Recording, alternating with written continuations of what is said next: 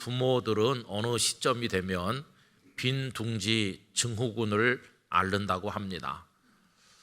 둥지 안에 새들이 많이 있는 것처럼 그 자식들이 다 거기서 그저 같이 이렇게 웃고 떠들면서 자랄 때는 집이 그득한 것 같았는데, 언제부턴지 성장해서 또 직장 따라 멀리 가기도 하고 결혼을 해서 분가하기도 하고 자녀들이 다 떠나면 이 집이 텅 비잖아요. 그러면 둥지가 빈 것처럼 말할 수 없이 허전하고 인생이 또 외롭고 빈둥지 증후군을 이제 앓게 된다고 합니다. 그래서 자식도 품 안에 있을 때 자식이지 커서 나가면 참 섭섭하다는 얘기들을 우리 어른들이 많이 하시죠. 근데 여러분, 이게 좀 이상한 일이 아니고요, 우리 인생에 자연스럽게 있는 하나님의 창조 원리이기도 해요. 창세기 2장 24절에 보시면, 이러므로 남자가 부모를 떠나 그의 아내와 합하여 둘이 한 몸을 이룰지로다. 거기 뭐라고 하셨나요? 그 부모를 떠나라고 하셨어요. 떠나면 참 섭섭하죠. 근데 여러분, 섭섭한 것도 힘든 감정이지만 안 떠나고 계속 있어도 이것도 참 아마 걱정이 더 크실 거예요. 안 떠나고 계속 있으면. 그러니까 때 되면 또 짝을 만나서 가정을 이루고 또 분가도 하고, 하나님은 우리가 이렇게 살게 창조하셨구나.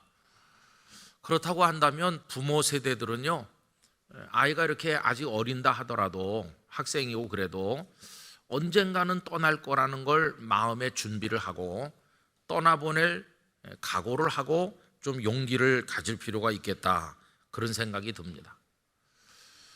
여러분, 그렇게 해야 되는 이유는 그게 인생의 순리고 살아가는 과정이기 때문이기도 하지만은, 더 근본적으로 말씀드린다면은 거기 영적인 더 중요한 이유가 있기 때문이죠.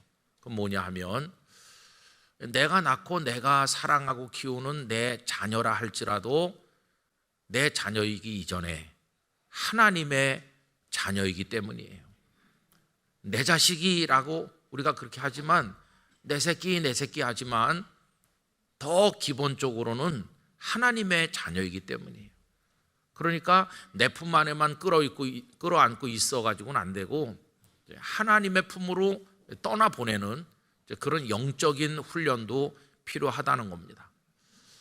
여러분, 오늘 읽은 본문은 아주 유명하죠. 그래서 예수님의 부모님이 예수님을 키우시면서 겪었던 어떤 마음의 혼란, 그런 걸 우리가 읽어볼 수 있어요. 두 가지로 나눠서 설명해 본다면, 하나는 보통 부모들이 다 겪는 어떤 육적인 혼란이었다고 할 수 있습니다. 예수님께서 12살이 되었을 때 그 가족들이 유월절을 지키기 위해서 예루살렘에 갔는데, 절기가 끝나고 나서 사람들이 다 돌아오는데 당연히 누군가와 같이 가고 있을 것이다, 이렇게 생각을 했었는데, 하루가 지나고 보니까 예수님이 안 보이시거든요. 그래서 이 요셉과 마리아가 당황했어요. 그리고 막 수소문해도 예수님이 안 보이니까 다시 예루살렘으로 되돌아가는 겁니다.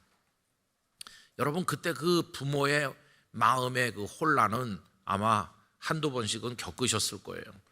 놀이동산 같은 데 데려가든지 사람 많은 시장통이나 뭐 이런 데 갔다가 잠깐 한눈 파는 사이에 아이를 잃어버리면 뭐 물건이고 뭐고 다 내팽개치고 그 아이 찾는다고 얼마나 허둥대면서 애를 씁니까? 이제 그게 부모들이 겪는 건데, 지금 요셉과 마리아가 이제 그런 일을 겪게 됐습니다. 자, 그래서 사흘 만에 예루살렘에 와서 예수님을 만난 거예요. 보니까 예수님은 부모가 없어졌다고 허둥대시는 게 아니라 성전에 계셨고, 성전에 그 지체 높은 선생들 사이에 앉아서 묻기도 하시며 대답하기도 하시는데, 거기 앉아있는 사람들이 예수님의 지혜와 대답에 다 놀라고 있었다. 그 모습을 요셉과 마리아가 보았을 때 반갑기도 하고 안도하기도 하면서, 또 그 지혜로운 말씀으로 선생들과 나누는 걸 보면서 막 기쁘고 대견한 마음도 있었겠죠. 어쨌든 예수님을 찾아다니는 그 마음의 그 허둥지둥했던 모습, 그게 이 부모가 겪었던 첫 번째 혼란이었어요. 자, 그런데 그거보다도 더 심각한 혼란은 예수님을 만난 이후에 왔습니다. 예수님을 만나고 나니까 반갑기도 하지만 또 부모된 입장에서 약간 꾸중하듯이 말을 했거든요. 여러분, 그게 48절입니다. 그의 부모가 보고 놀라며 그의 어머니는 이르되 아이야 어찌하여 우리에게 이렇게 하였느냐, 보라 네 아버지와 내가 근심하여 너를 찾았노라, 이렇게 말하죠. 네 아버지라고 그래요. 네 아버지, 요셉을 가리키는 거고 나 너의 어머니. 그러니까 이제 요셉과 마리아는 당연히 예수님에 대해서 우리가 너의 부모다 하는 거죠. 그래서 너를 찾았다. 그런데 예수님의 그 다음 대답이 매우 의미심장합니다. 49절 말씀 우리 함께 읽읍시다. 예수께서 이르시되 어찌하여 나를 찾으셨나이까? 내가 내 아버지 집에 있어야 될 줄을 알지 못하셨나이까 하시니. 여러분, 이 예수님의 대답을 그 옆에 있는 누군가가 들었다고 한다면 아마 깜짝 놀랐을 거예요. 그러면서 저 버릇없는 대답을 하는구나, 아마 그렇게 오해했을지도 몰라요. 왜 그러냐 하면 우선 부모가 자녀를 찾는 게 당연한 거 아닙니까? 그런데 어찌하여 나를 찾으셨나이까? 아니, 어떻게 저렇게 말할 수 있나? 부모가 자녀를 찾는 게 당연한 거면 아이고 죄송합니다 이렇게 말해야지 어찌하여 나를 찾으셨나이까? 아마 다른 사람이 들었으면은 그런 생각했을 거예요. 여러분, 예수님의 이 말씀이 날 찾지 마세요 그런 뜻인가요? 그게 아니죠. 그 다음 얘기를 하시기 위한 건데, 그 다음 얘기가 뭐냐 하면 내가 내 아버지 집에 있어야 할 줄을 알지 못하셨나이까? 여러분, 이게 이제 예수님이 정작 하시고 싶은 말씀인데, 이 말씀을 하셨을 때 그 50절에 보시면 그 부모가 그 대답이 무슨 뜻인지를 깨닫지 못했다고 그랬어요. 여러분, 예수님의 이 난해한 말씀이 무슨 뜻일까요? 지금 예수님이 계신 곳이 어디였죠? 성전이죠. 성전은 누구의 집입니까? 하나님 아버지의 집이죠. 그런데 지금 예수님께서 그 성전에 계시면서 그 성전을 가리켜서 내 아버지의 집 이렇게 말씀하잖아요. 성전이 내 아버지의 집이라는 거예요. 성전은 하나님의 집인데 이 말은 결국 무슨 말씀입니까? 나는 하나님의 아들입니다. 그런 얘기입니다. 나는 하나님의 아들이기 때문에 내 아버지의 집인 이 성전에 있는 게 하나도 이상한 일이 아닌 당연한 일입니다 라는 것을 말씀하는 거죠. 여러분, 예수님의 어머니나 아버지나 그 예수님이 자신들의 인간적인 아들이 아니라 하나님의 아드님이라는 걸 다 알고 있었어요. 천사 가브리엘이 와서 처녀 마리아에게 아들을 낳을 거라고 수태를 고지하던 그때 이미 다 말해 주었습니다. 누가복음 1장 35절 천사가 대답하여 이르되 성령이 내게 임하시고 지극히 높이신 이의 능력이 너를 덮으시리니 이러므로 나실 바 거룩한 이는 하나님의 아들이라 일컬어지리라. 하나님의 아들이 너를 통해서 태어나실 거다. 하나님의 아들이시다. 이거 다 말해줬어요. 그러니까 알고 있는 거예요. 알고 있지만 예수님을 12해 동안이나 그냥 키우다 보니까 하나님의 아들이라는 걸 깜빡하고 그냥 요셉과 마리아는 자신들의 아들인 것처럼 대했던 것이에요. 그런데 예수님은 이 대목에서 당신이 하나님의 아들로 이 땅에 오셨다는 사실을 다시 한번 확인시켜 준 것을 우리가 보게 되는 것이죠. 육으로는 요셉과 마리아의 아들인 것처럼 보였으나 예수님은 하나님의 아들이신 것이죠. 베드로의 신앙 고백, 주는 그리스도시요 살아계신 하나님의 아들이시니이다. 그래서 내 아버지 집 여기 있는 게 맞는 겁니다. 그렇게 이제 말씀을 하신 거죠. 여러분, 저는 오늘 이 말씀을 우리가 우리 자녀들을 대할 때 그대로 적용하기를 원합니다. 왜 그러냐 하면 우리들의 자녀도 예수님이 하나님의 아들이라는 차원에서와는 좀 다르지만 어떤 의미로 우리들의 자녀도 하나님의 자녀이기 때문에 그렇습니다. 여러분, 우리들의 자녀도 우리 자녀이기 이전에 하나님 아버지의 자녀죠. 그들에게 생명을 주신 분 하나님이십니다. 그리고 육체적으로는 부모인 우리들을 통해 이 땅에 태어나게 하셨고 그들을 이끌어 가시고 보호하시고 세상의 이치를 깨닫게 하시고 영의 눈이 열려서 하나님을 아빠 아버지라 부르도록 만드시는 분이 하나님이십니다. 그들에게 미래를 보는 눈을 주시고 세상을 향한 꿈과 포부를 가지게 하셔서 열정적으로 달려가도록 그들의 마음을 움직이시는 분도 하나님이십니다. 무엇보다도 그들을 죄와 사망에서 영원히 구원하시는 분이 하나님이시지 우리가 아닙니다. 그래서 우리의 자녀는, 우리 손자 손녀들은 하나님의 자녀라는 사실을 신앙 고백 차원에서 우리 부모들은 언제나 고백해야만 될 것입니다. 그래서 여러분, 우리의 자녀를 하나님의 품에 내어드릴 수 있기를 원합니다. 하나님의 자녀이기 때문이죠. 우리는요, 자식들을 사랑해요. 그래서 내가 가진 재산, 내가 가진 어떤 명예 다 아낌없이 줄 수 있어요. 그렇지만 다 준다고 그래도 생명을 줄 수는 없어요. 부모는 그 사랑과 능력에 한계가 있습니다. 우리들이 자식에게 좋은 음식을 먹일 수는 있지만은 자라게 할 수는 없고, 좋은 옷을 입힐 수는 있지만은 그 발그레하고 예쁜 얼굴을 줄 수는 없고, 좋은 학교에 데려다 줄 수는 있지만 지혜를 줄 수는 없고, 여러 친구를 만나게 해줄 수는 있지만 그들 사이에 우정과 사랑이 싹트도록 해줄 수는 없는 거 아닙니까? 그게 우리 부모의 한계예요. 우리 부모가 아무리 애써도 그런 걸 해줄 수는 없어요.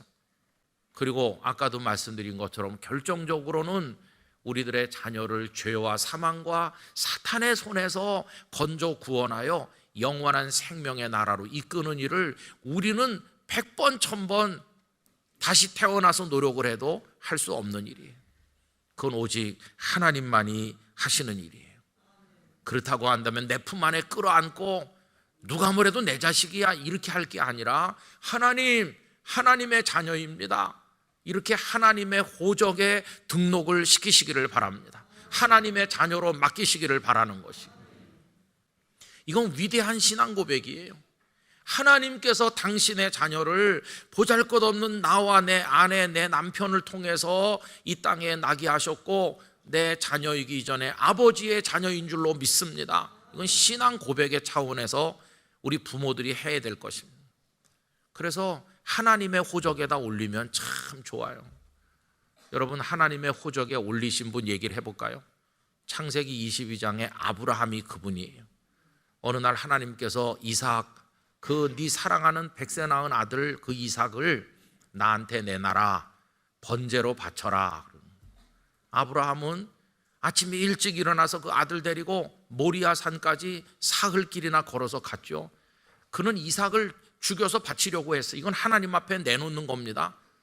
하나님이 미리 숫양을 준비하셔서 이삭이 죽지 않았어요. 그런데 그날 그의 행동은 그 아들 이삭을 하나님의 호적에 등록한 거예요. 이삭을 바친 거니까 하나님께서 이삭을 받으셨어요. 그래서 이삭의 아버지가 되어주셨어요. 일평생 하나님은 이삭을 보호하시고 흉년을 만난 이삭에게 오히려 100배나 복을 주시고 창대하게 하시고 그 이삭의 아버지가 되어주셨어요. 하나님의 호적에 이삭의 이름을 올렸더니 하나님이 책임져 주셨어요. 여러분, 우리들의 자녀들, 우리 후손들을 하나님의 그 거룩하신 이름 아래에 등록하면 우리가 하지 못하는 일까지 하나님께서 다 책임져 주실 줄 믿습니다. 하나님이 그들의 아버지가 되시면 하나님의 집이 그들의 집이 되는 거죠. 지금 내 집이 내 자녀의 집인 것이 아니라 하나님의 집이 내 자녀들이 머물러야 될 집이 되는 것이죠. 여러분, 우리 부모는요, 그저 이 세상에서의 잠시 부모일 뿐이에요. 이 세상에서도요, 아주 짧게만 부모입니다. 그저 요만했을 때, 학생 때 돈 아쉬워서 용돈 주세요 할 때, 그때는 제법 내가 부모인 것 같아요. 그런데 그들이 나보다 키도 더 크고 그들이 세상에 진출해서 나보다 더 넓은 영역에서 활동하면서 더 아주 능동적인 사람으로 살아가게 될 때 나는 어떻게 되나요? 부모인 나는 늙고 연약해져서 그때는 부모라기보다는 걱정거리가 될 때가 많아요. 그러니까 우리가 그래도 제법 자부심을 가지면서 부모 노릇하는 게 아주 짧게 조금밖에 없어요. 그거예요. 연약해요. 그런데 하나님은 눈앞에서만 부모가 아니시고 이 육체적으로 이 땅에서만 부모가 아니세요. 우리는 육적인 부모일 뿐이지만 하나님은 그들의 영혼까지 다 부모 역할을 하시고, 우리는 눈앞에 그때만 부모지만 하나님은 우리 자녀들의 영혼까지를 작정해 놓으신 완벽한 아버지신 줄로 믿습니다. 하나님의 품에다가 우리 자녀들을 맡겨야 되는 거죠. 그렇게 하면 걱정할 거 아무것도 없어요. 저도 저희 가정의 자녀들을 하나님의 품에 다 맡겨서 하나님의 자녀입니다, 하나님의 아들과 딸입니다, 그런 기도를 늘 하고 있습니다. 종종 모여 앉으면 아버지 너무 믿지 마라, 그런 얘기를 종종 해요. 농담 반 진담 반으로. 하나님이 너희들의 아버지시니까. 여러분, 우린 이런 마음을 가지면서 이제 우리 자녀들이 하나님을 그들 자신의 아버지로 믿고 고백할 수 있도록, 예수님이 말씀하신 것처럼 하나님의 집이 내 집입니다라고 말할 수 있는 자녀들이 되도록 믿음으로 키우는 게 우리의 책임인 것이죠. 여러분, 우리 자녀들에게 좋은 신앙의 환경을 제공해 주시기를 바랍니다. 이 요셉과 마리아가 예수님의 말씀을 잘 깨닫지는 못했지만 기본적으로는 우리 예수님께 아주 좋은 영적 토양을 제공해 주는 부모였어요. 그걸 보여주는 게 41절인데요 41절, 그의 부모가 해마다 6월절이 되면 예루살렘으로 갔다, 이렇게 나오잖아요. 이게 참 어려운 일이었어요. 하나님께서는 절기가 되면 유대인 남자들은 다 예루살렘에 오라고 그랬지만 현실적으로 잘 안 됐습니다. 우선 예수님 때만 봐도 여러 기록들에 보면 그 갈릴리에서 예루살렘까지 가는 거는 무슨 교통편도 없는데 타박타박 걷던지 짐승을 타야 되는데 이게 쉬운 일이 아니에요. 더군다나 집을 떠나면 많은 비용이 드는 건데 경제적으로도 여유가 있지 않으면 현실로 이걸 실천하기는 어려운 거였어요. 그런데 예수님의 부친 요셉은 목수가 직업이잖아요. 목수는 그 당시 천한 직업이었어요. 그저 목수 노릇 해가지고 또 예수님 아래로 육신의 동생들이 여러 명 있는데 아마 근근히 살았을 거예요. 그런 가정에서 해마다 6월절이면 예루살렘 가는 거, 그거 아주 어려운 일이에요. 그저 몇 년에 한 번 가거나 어떤 사람은 일평생 예루살렘에 한 번 가는 게, 절기에 맞춰서 가는 게 소원이 될 정도로 쉬운 일이 아니었다고 그래요. 그런데 이 요셉과 마리아는 해마다 갔다는 거예요. 해마다. 여러분, 이것은 마치 매주일 예배 때마다 자녀들을 깨워서 준비시켜서 하나님의 집으로 예배당으로 데리고 오는 그 부모의 수고를 꼭 닮은 거 아닙니까? 신앙생활에 좋은 토양을 제공해 준 것을 볼 수 있어요. 여러분, 우리 자녀들에게 제공해 줘야 될 최고의 선물은 하나님을 아버지로 믿을 수 있는 영적 환경을 제공해 주는 겁니다. 그냥 성공해야 된다, 공부해야 된다, 남을 제치고 앞서 나가야 된다, 출세해야 된다, 이런 거로 우리 아이들을 몰아붙이지 말고, 그런 게 중요하지만 그보다 더 중요한 거, 하나님을 경외하는 거. 남들이 다 하는 대로 유행을 따라 사는 게 아니라 진리를 따라 옳은 길로 가는 거. 당장은 손해가 되더라도 희생적으로 주님의 삶을 본받을 수 있는 용기, 이런 걸 가르쳐 놓으면 우리가 그렇게 원했던 모든 것들은 하나님이 이삭에게 복 주시듯 우리 자녀들에게 주실 줄로 믿습니다. 그래서 우리 자녀들이 그런 걸 배우도록 키워야 되는데 그걸 잘 못하고 있어요. 그래서 우리 자녀들이, 우리 부모가 나에게 억만금을 물려주진 않았지만 우리 부모님은 나에게 참 인생이 뭔지를, 복된 삶의 방법이 뭔지를, 하나님이 나의 진정한 아버지임을 우리 부모님은 나에게 각인시켜 주셨다고 이렇게 말할 수 있는 믿음의 부모가 되어야 되지 않겠습니까? 여러분, 이를 위해서 우리 기도하기를 원합니다. 레몬 크리스티안이라고 하는 분이 어거스틴의 어머니 모니카 전기를 썼는데요, 그 전기, 우리말로 번역된 책 이름이 아주 가슴에 와서 닿아요. 책 이름이 이렇습니다. 아들아, 내 치마폭에는 눈물과 기도가 담겨 있다. 우리는 치맛바람 많이 일으켜요. 치맛바람. 근데 성도는 그런 치맛바람 말고 이 엄마의 치마폭에는 눈물과 기도가 있다. 거룩한 기도의 바람을 일으켜야 되는 거죠. 그게 부모가 해줄 수 있는 최고의 선물이 아니겠어요. 그래서 우리 자녀들이 하나님을 잘 경외하도록 기도하고, 다른데 어디 있는 것보다도 우리 아들, 딸들이 예배의 자리에 있는 것을 행복해 하도록 우리가 기도해 줘야 된다고 믿습니다. 그게 이제 우리가 해야 될 일인 것이죠. 여러분, 자녀를 위한 방울방울 흐르는 눈물의 기도, 그 눈물 한 방울이 보석과 같이 돼서 우리 자녀들에게 축복으로 나타날 줄로 믿습니다. 그리고 이제 마지막으로 드릴 말씀은요, 아까 우리 찬양에서도 예수께로 가면 나는 기뻐요 그랬는데, 그 예수님께로 갈 때 누리는 기쁨을 우리 성도들이 먼저 체험하시기를 바랍니다. 우리도 다 하나님의 어린이니까 우리가 먼저 하나님의 집을 사랑하고 예배당을 사랑하고, 우리가 먼저 이 자리에서 하나님 아버지, 나의 아버지십니다, 여기가 나의 집입니다, 여기서 쉼을 얻고 기쁨을 얻고, 우리가 먼저 여기서 천진난만한 어린아이처럼 활짝 웃을 수 있는 그런 성도가 된다면 우리 자녀들도 우리를 보고 그렇게 될 줄로 믿습니다. 여기 하나님의 집에서 행복을 맛보는 사람은 언젠가 저 천국이라는 하나님의 집에 한 사람도 빠짐없이 들어가게 될 줄로 믿습니다. 우리도 하나님의 어린이로서 그런 은혜를 받아야 되는 거죠. 여러분의 가정이 행복하시기를 축원합니다. 이런 글이 있더라고요. 가정은 길거리를 분주히 걷고 있는 모든 사람들의 발걸음이 멈추는 마지막 지점이다. 가정은 방황의 종점이다. 가정은 예약이 필요 없는 휴식처이다. 가정은 영업시간이 정해져 있지 않은 늘 열려있는 쉼터이다. 여러분, 그게 가정이죠. 오늘날 가정들이 다 깨지고 가정이 만들어지질 않고 가정이 해체되는 거 너무나 마음 아픈 일이에요. 오늘 올라와서 꽃꽂이를 한참 쳐다봤어요. 이 꽃을 받치고 있는 수반이 뜰과 같은데 여러 가지 꽃이 지금 다양한 꽃이 피어났잖아요. 우리 가정이 뜰악과 같은데 가정이라는 뜰악에 다양한 꽃들이 피어나요.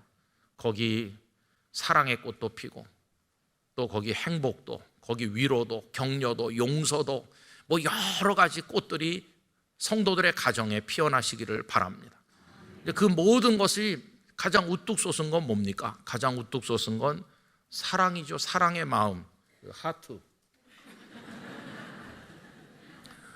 제가 올라와서 유심히 보니까요, 이게 색깔이 좀 다르더라고요. 앞에 있는 건 조금 더 진하고 뒤에 건 약간 연한데, 우리 가정의 사랑도 어떤 때는 강렬하기도 하고 어떤 때는 약간 좀 흐린 것 같이 덤덤한 것 같기도 하고, 하얀 거 있었으면 더 좋았을 거예요. 하얀 거는 사랑이 아닌 듯 하지만 사랑인 거, 그런 것도 있어요. 그래서 거기서 막 꽃이 피는데 그게 마지막에 웃음꽃이 피는 거예요. 웃음꽃이. 애들은 키득키득키득 하면서 깔깔깔깔 웃고, 어르신들은 허허 그러면서 웃고, 그냥 미소 짓기도 하고, 다양하게 웃어요. 다양하게 웃으면 그게 다 합쳐져 가지고 멋진 하모니가 되면서 세상에서 들을 수 있는 최고의 합창이 되는 거예요. 그게 여러분들의 가정에서 피어나서 하나님 앞에 올려지시기를 바랍니다. 그 웃음꽃으로 올려드리는 합창을 하나님이 들으시고 하나님도 미소를 보태주시는 거예요. 얼마나 아름다운 가정인 것입니다. 우리 영락의 가정들이 그와 같이 되시고, 그래서 우리 어른이나 아이나 할 거 없이 하나님은 나의 아버지, 하나님의 집은 나의 집, 그거를 우리 대대손손 이어내려가는 축복의 가정들 되시기를 간절히 축원합니다.